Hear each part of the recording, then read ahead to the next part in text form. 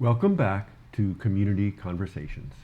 I'm your host, Steve Mantis, and my guests today are Richard and Amy, both from the New Directions Speaker School.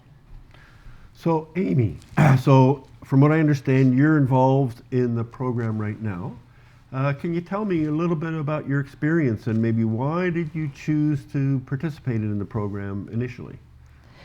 Well, I have a speech impediment. I went to a lot of speech therapy growing up, so I felt when I seen the poster, I seen it actually when I was taking pre-health at Oshki Pt.2. So when I seen it, I thought it would be a great opportunity for me to further my skills in speaking.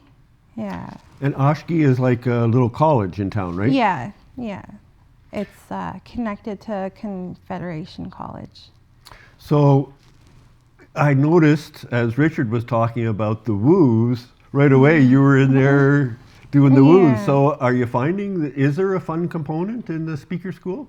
Yeah, it is fun. I look forward to going to class.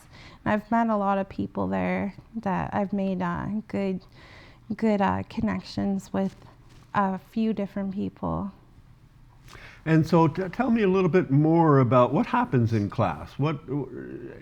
How are you learning those skills? What goes on?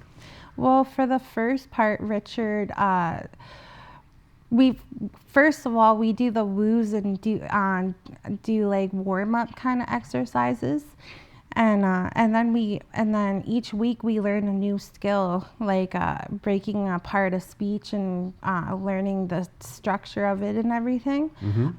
We've done a lot, and then we break for supper, and then we have a guest speaker come in. And then after the guest speaker, we usually practice our speeches in front of the class. And so how many people are in the class? I think 11. Okay. Is that right? Yeah, it's about like 14 people in total, and then week to week it's between 10 and 14 people that are there at any given class. Right. And so I understand that there's a graduation coming up soon, and you were telling me you've got a speech kind of prepared. What's your focus? Well, I'm the president of the Vale Limbrick Youth Action Group.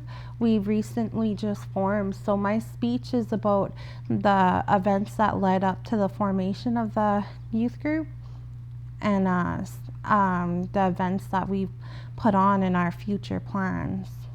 So from what I understand when just speaking earlier, you are intending to use the training at the speaker school to help you move that initiative forward in your local neighborhood. Yeah. I found that I've been able to speak to the members of the youth group a lot clearer and portray what I trying to get across better since I've taken the speaker school. And so tell me a little bit about the youth group. What's involved there and which neighborhood, where are you at? We are located in the Vale Limbrick Youth Action Vale Limbrick area. So we gained access to the Limbrick's Resource Center. It's one of the houses there, 87. We started meeting. We meet every Friday from 5 to 7. We just started in October. So we do monthly events. We're focusing on fundraising right now. One of our goals is to get computers and printers so that we could put them in the resource center and have people and then people can have access to them to print resumes and their schoolwork. So that's one thing we want to do, and that's going to be a part of our employment and education services. Another thing that we want to do is put a cork board on the wall and start putting job posting or job openings on the wall so that more people can see what jobs are available out there. And another thing we're starting in January, we're starting our first programs in January. We're going to be doing a sharing circle, and we're going to be doing tutoring. With the tutoring, why we thought that was important is it creates an opportunity for the people to volunteer in their community. We're hoping that we can help elementary and high school students with any schoolwork that they need, and what we're hoping is that they can get tutored by their peers and adults in the neighborhood. So we're looking for volunteers for that, and we just finished our mission statement and objectives, and like basically we just want to make our neighborhood a better place, and we're gonna continue doing monthly events, and we're gonna establish programs and services to achieve that mission. And so, do you have any funding for this initiative at this point? We operate under the Multicultural Youth Center, so they provide us with a lot of funding. They have a campaign to help form organizations and stuff in 4 target neighborhoods, and Vale Limbrick is one of the target neighborhoods that they are focusing on.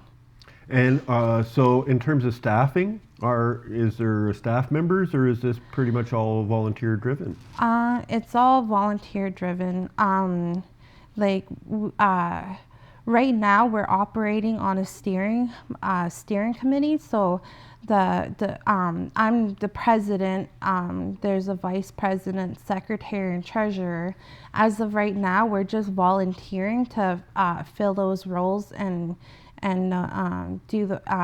take those responsibilities of those roles. But we're hoping when we get more board members that are committed, that we can have elections and elect new people in that want to be in those roles. And so, if people want to get involved, how do they get in touch? Well, we have a Facebook page, so they could get in touch that way. Or also they could phone the Multicultural Youth Center. Yeah. And your Facebook page is called what? Vale Limbrick Youth Action Group. Terrific. Great. That sounds like real exciting initiative you're doing there. Mm-hmm. We need to take a short break. Please stay with us. We'll be right back.